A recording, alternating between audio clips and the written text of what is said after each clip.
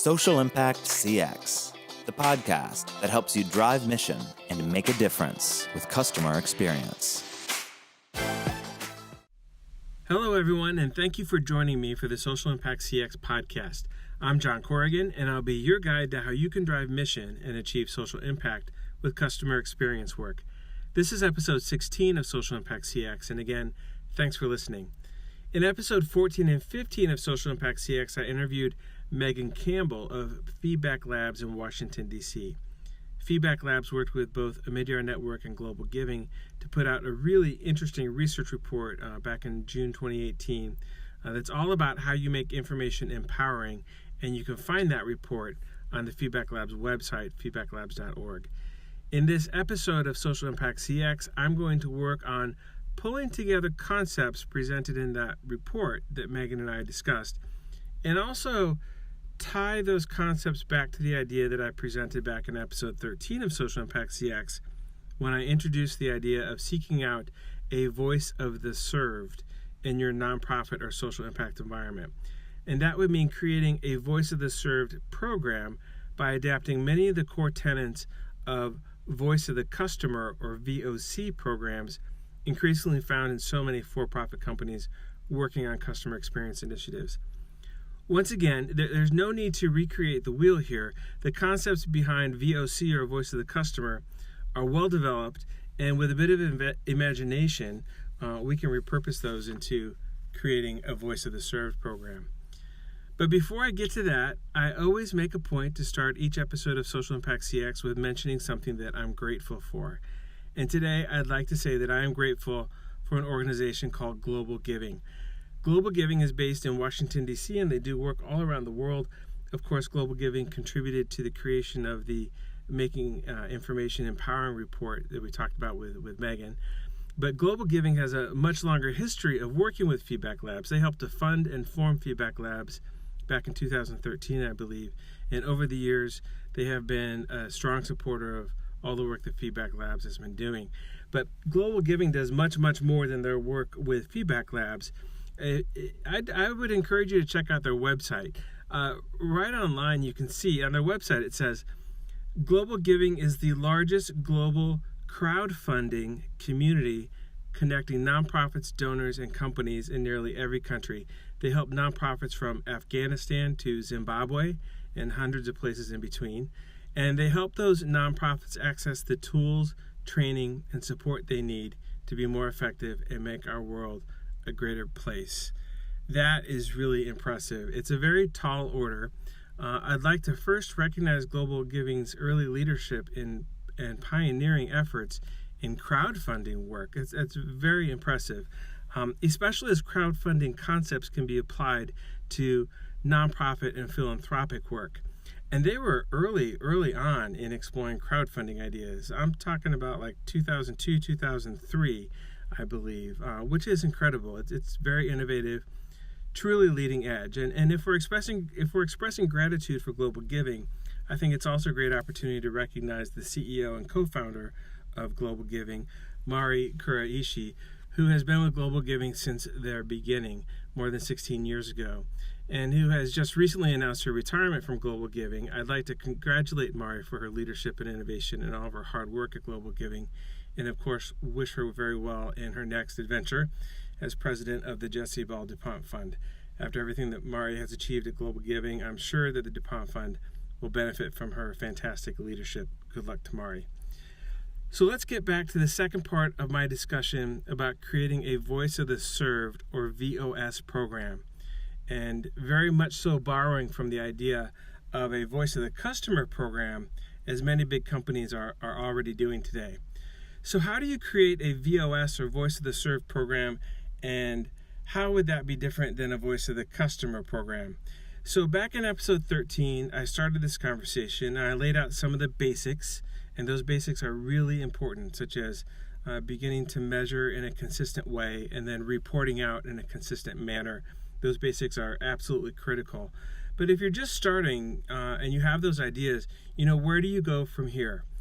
Well, I'd like to take on how you get started and what to do by utilizing a couple resources. So first, back in episode 13, I referenced some materials from the customer experience experts at Temkin Group. So for consistency's sake, I'm going to talk through a model that Temkin Group publishes that's all about the competencies you need for a strong voice of the customer or VoC program, and then talk through how to interpret those ideas for a VoS or voice of the served program, and putting a nonprofit and social impact lens on that. And then I'd like to go back and recall a few of the 7 principles that Megan Campbell of Feedback Labs talked about, and that can be found in their recent report that focuses on how to make information empowering, the conditions that you need to make information empowering. All right, so I have in front of me a model, all credit due to the Temkin Group here, a model that they published, and it's labeled, there's 6 elements here in the model, and it's entitled For a Strong VoC Program, Master 6 Competencies. And around in the center of these 6 competencies, it says, for a strong VoC program. I imagine you can find this online. I'll try and look for a link and post that if I can. So the 6 competencies, they all begin with D, are detect, disseminate, diagnose, discuss, design, and deploy. And I'll tell you in advance, so I served as Vice President of Customer Experience for a $350 million nonprofit organization, and I built a customer experience program from scratch, and we developed an initial phase of work for how to create a voice of customer program. And actually, we didn't even get as far as thinking through that actually what we're talking about is voice of the served. And so using that experience set as a nonprofit executive and with someone who's done some work in customer experience and has thought through what you need to do for a voice of the served program, a couple of these I would collapse. And so I would be down to 4 or 5 different elements in the competencies model for a voice of the served program. But let me talk about, once again, these 6 elements of detect, disseminate, diagnose, discuss, design, and deploy that are the competencies listed here in the Temkin Group model. So let's start with detect. And under detect, they list monitor the right feedback at the right time from the right customers and combine it with other key data sources. So how do you take that competency from a voice of the customer context and apply it to how you get started with a voice of the served program? So under the idea of monitor the right feedback at the right time, I think the right feedback here is a really, really important idea. And this is a place where you want to take a little bit of time. You want to collaborate with others. You want to take a look at your mission, understand who it is that you're engaging with, who are you trying to serve, who are you trying to help, what's your mission all about. The answer to those questions of what is your mission about, and who are you trying to help, and how are you trying to help them, that's going to begin to guide you towards what is the right feedback that you're trying to get. Customer experience is all about creating value, but value derived from greater empathy that you have for whomever it is that you're trying to help. And that help could be through a product or a service or some program, but whatever it is in your instance, if you're in a nonprofit or social impact environment, what effect are you trying to achieve? Who are you trying to assist or help or further enhance whatever it is that the assistance that they need? You want to structure some questions so that the people that you're serving, they can give you feedback that allows you to understand whether or not they're accomplishing what you would hope that they're going to be able to do, to be able to be helped more, to be able to achieve more value, to have a better experience, greater assistance, whatever it is that your mission is all about. You want to structure a set of questions. And remember, if you go back to episode 13, I talked about you want a core set of questions that you can ask period over period with consistency, so that you can then begin to benchmark and measure and report out period over period with consistency. And you'll be able to see a voice of the serve program modeled after a voice of the customer program will allow you to see how you're doing, how people are giving you feedback, what's going well, what's not going well, what people liked this period, and then, hey, maybe you changed something. And so Are you getting different feedback, better or worse? In the next period after you introduce a change, once you're up and running with this methodology of regularly capturing feedback, you can begin to use it as a benchmark, a measurement tool for your performance and how your organization is doing. So there, you want to think about gathering feedback that will allow you to understand whether or not people are actually able to get the help that you're trying to offer, or to get whatever effect you're trying to produce that hopefully will be providing assistance or advancing your mission, whatever it is that people need. You want to ask some questions that are specific to your organization about how that was.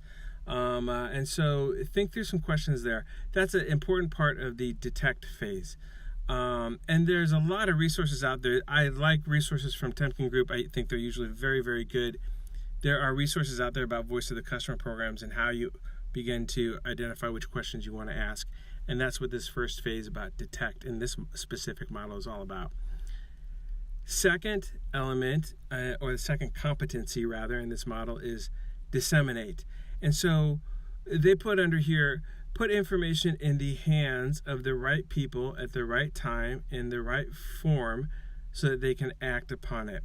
So I think in a nonprofit and social impact environment, and if you begin to apply that lens, what you want to think about, along with this methodology that comes from the world of VoC programs, which we're doing a VoS program, is you want to think about who you're going to report out to, how you're going to report out to them, and how you're going to make this information consumable so that it's meaningful to them and they can take actions and make decisions off of it.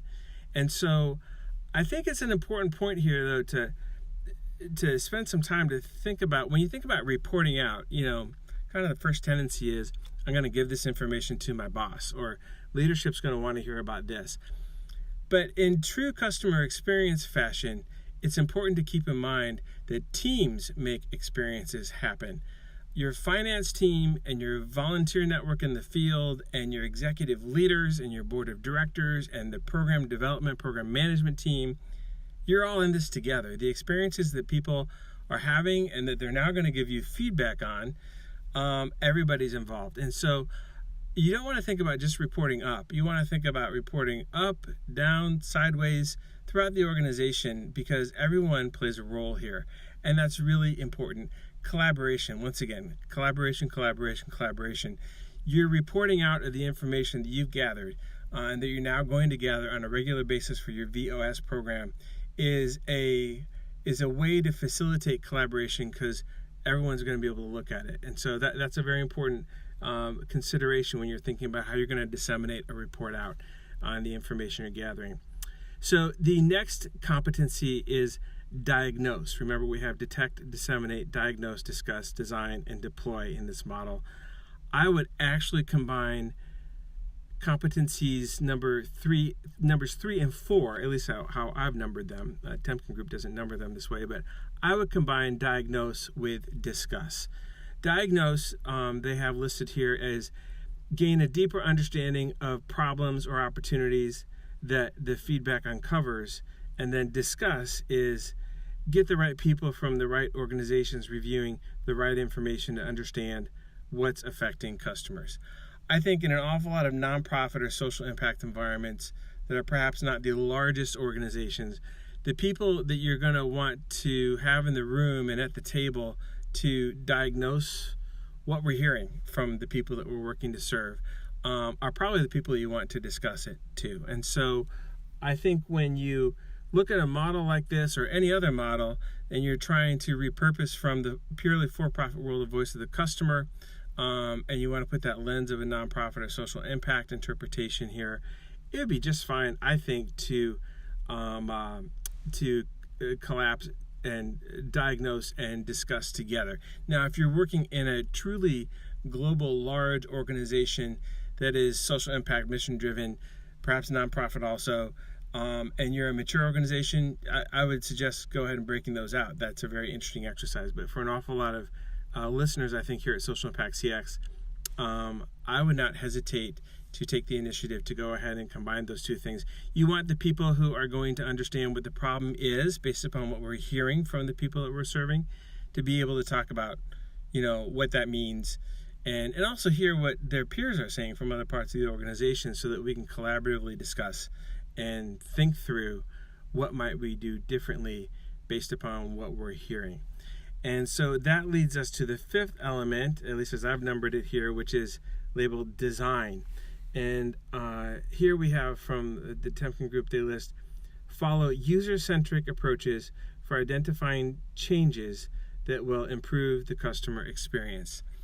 Now, if you're plugged into the world of customer experience, there's a decent chance that you've heard about this thing called design thinking. If you have technology in the environment that you work in or in prior environments that you've worked in, you may have engaged with user experience teams, or maybe you're trained on that yourself. There are other fields of service design and experience design, and the more complex and mature and robust of a business you have and advanced of a business you have, there's a really good chance that either you or some of your colleagues are going to be trained in these fields. If by chance you are not trained in design thinking, service design, user experience, whatever, any of those fields, fear not. There's a really important term here used in this competency, and it's user-centric, which user-centricity is a really important concept in customer experience work, in design work in general, whether it's design thinking. It's important in user experience work if you're developing a screen for a software application or something else technology driven. It's about thinking about the experience from the user's perspective, which customer experience work is all about putting yourself in the shoes of whoever it is you're trying to serve, and then trying to gain empathy for their experience. And so user-centric, for those of you who have not trained on the subject, this is the quick and dirty, simple, easy, very effective way to go straight to this subject. Put yourself in the shoes of the customer, of whoever it is that you're working to help, whoever it is you're trying to serve, and make sure you understand what it's like from their chair. What do they feel? What do they like? What do they dislike? What was hard? What was easy? What do they love? What do they hate? What do they hope they never have to do again? What do they hope they get to do again really soon? You know, the things that that people like and don't like and that produce emotional responses are very important elements to measure. And that's what user centricity is all about. And if you have any interest in the field of user centricity, I would suggest that there's lots of books and resources and online courses and in-person courses that you can go to. Design thinking is a great field to go explore more. What you learn in design thinking will almost always, I think, be of tremendous assistance in your customer experience work. I think especially so if you're applying customer experience principles to a nonprofit or social impact environment where maybe you don't even use the word customer. The design thinking process allows you to really gain that user centricity view. But if you've not trained on it, don't worry about it. The simple explanation here is make sure that you're able to effectively gain empathy and understanding from the experience of the people that you're actually working to serve. What's it like going to the health clinic that you're working on? How does it feel to apply for that scholarship? How is it, what's the process like when you're gathering information about a job fair? Whatever it is that your environment is, and you can extrapolate this concept to a product or service, whatever it is that's going on in your organization, understanding what it's like from the perspective of the person that you're trying to serve is really, really important. And that's what this competency about design that brings up the subject of user centricity is all about. And so then the sixth competency here is deploy. And what they have written here is that make ongoing changes to the experiences and the processes for the processes for monitoring those changes. And I think this one is fairly universal across for-profit, nonprofit, social impact, otherwise whatever a business or organization's interest is. When you make a change, you want to be able to not only deploy that, but then make sure that you have a process for understanding how it goes, so that you can measure, and ideally this is in your voice of the served, in your feedback that you're getting. You'll be able to do that. And so thank you to the people at Temkin Group. I think this is a great model.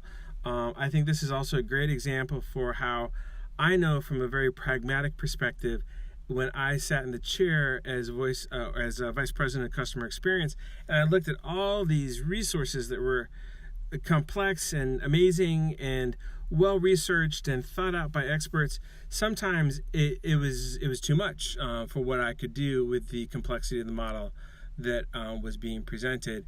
And so I worked very hard to say, okay, so let's break this down to the basics and what makes sense in our environment. And the first thing is we're a nonprofit, so this might be a little different. But even if we don't use the word customer, some of these concepts are great and they still apply. We want to make sure that we understand what it's like from the people that we're working to serve, get input from them, and be able to measure that input on a regular basis. So that is at the core of how you would interpret the fundamentals, the competencies of a good voice of the customer program, how you would begin to interpret creating a voice of the served program for your nonprofit or social impact environment.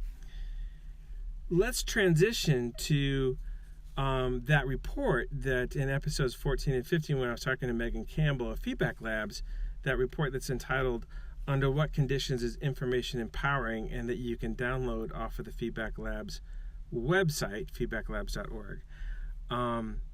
There were 7 principles in that report that are all about what are these conditions that make information empowering.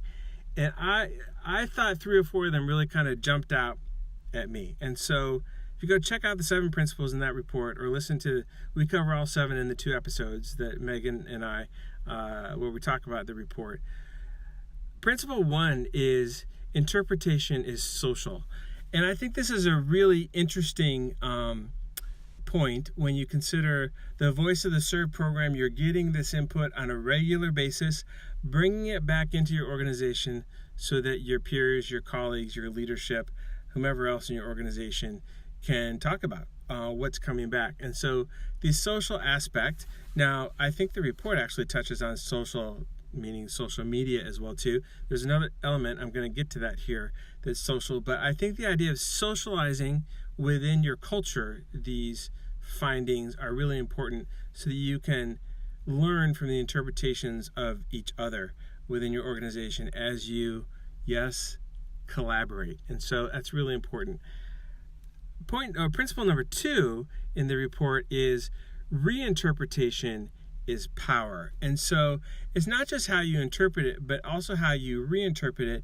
And here's where that other form of social, possibly social media or otherwise, if you think about external groups, this isn't done a ton, but I have seen some organizations in the for-profit world, they publish out their findings from their voice of the customer work. And so not only can they see it as a team, but their customers can see it. So can others in industry see it. And they hold themselves accountable to that. But I am quite sure that by making the feedback that you're getting from voice of the served, by sharing that with perhaps organizations that are complementary to what you're doing, or that you're partnering with on different projects, or perhaps the people that you're serving themselves, the opportunity that you create by sharing that is that they may very well interpret or reinterpret some of those findings in a very different way that you would have never thought of. And they may have different examples, different contributions or comments that they would like to make. And so it just really kind of struck me that principle number 2 in that report was reinterpretation is power, because what you can do with the findings you'll get from a Voice of the Served program is fascinating, and it's not necessarily limited to just within your culture. And then if you skip down to principle 4, I love this one, vivid narratives persuade. And so this is all about stories. And so in your Voice of the Served program, just like in a good Voice of the Customer program, you're going to want a consistent number of questions that you can score, probably in a measured way, perhaps on a 1 to 5 point scale or something like that, so you can create a report. You can report out and you can understand progress, both negative and positive, and how things move. You want to understand that base of questions is a starting point. B, there's some other questions that you might want to be able to allow them to hold a flexible spot so that you can update and respond to changes as changes occur in your environment, in your ecosystem, in the marketplace, whatever that is that you do.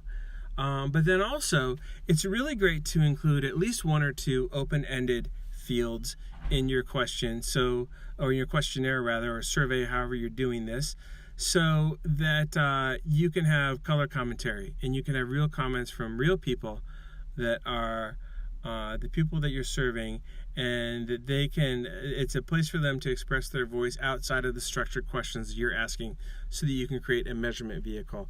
And so from that, I guarantee stories will come. Stories will come from the people you're serving, from your customers. Stories will come from your teammates and your colleagues based upon some of those color commentary elements that come through from an open-ended field where you're getting inputs directly from the people that you're working to serve. And then I think the 7 principles, the number 7 also is extremely applicable and very important to remember. This principle from this report is entitled Ice Cream Melts, and it's all about timeliness. It's important to understand, as I just mentioned, things change. And so it doesn't matter what environment you work in, what the elements of your ecosystem are today, who you collaborate with, who you compete with, who offers an alternative solution. Whatever that is that's your environment, there's a pretty good chance that something significant will change, and that'll probably happen before too terribly long. And so you want the ability to create that baseline of measurement, but you also want the ability to change and to make sure that you understand the timeliness of the inputs you're getting from your Voice of the Served program, and you want to be able to gain an appreciation and understanding for the inputs and the feedback that you got a year ago. They may not really be comparable to the scenario that you're working in today. And some of the questions may be relevant, but the answers to those questions may be very different. You might need to change some of the questions. You might want to certainly be able to sit down and collaboratively take a look at what the findings are and talk with your colleagues about, given that X has happened, the responses we get today on this versus the responses we were getting a year ago are really quite different. And so what does that mean? And so ice cream melts, ladies and gentlemen. It's all about timeliness. Nothing stays the same over time, and it's really important that we all understand that. And actually, a good Voice of the Served or Voice of the Customer program helps you respond to a changing environment, because you have a regular drumbeat of commentary coming from the people that are most important to you.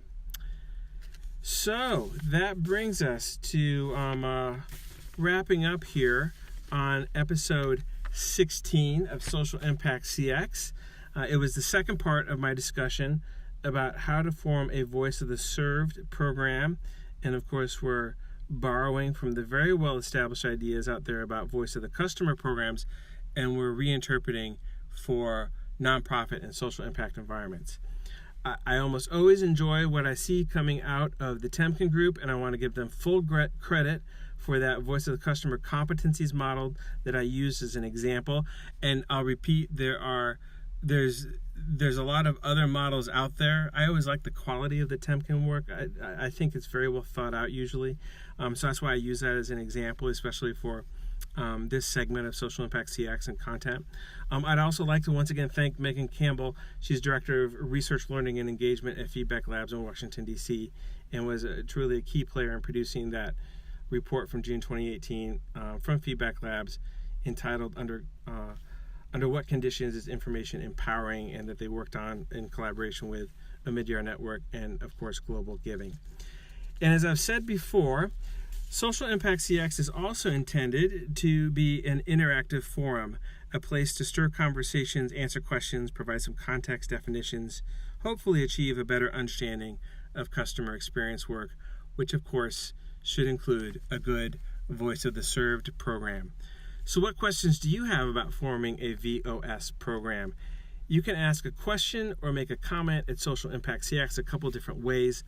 First, you can send an email to comment@socialimpactcx.com. That's comment@SocialImpactCX.com. You can also find us on Twitter and post a question there. Our Twitter handle is @SocialImpactCX. And please follow us on Twitter to stay up to date with new podcasts and other related content. You can also find me on Twitter. I've just updated my handle. It is now @JFCorrigan. Or if you're listening to this podcast via YouTube, feel free to post a question in the comments section, and we'll do our best to catch you there. That goes for SoundCloud as well, too. And while you're at YouTube, if that's where you're listening, please subscribe to the Social Impact CX channel. This is John Corrigan reminding you that, especially in social impact work, it's important to understand that your mission is really all about someone else's journey. And the more you know about someone's journey, the more you can help. Thanks for listening to Social Impact CX.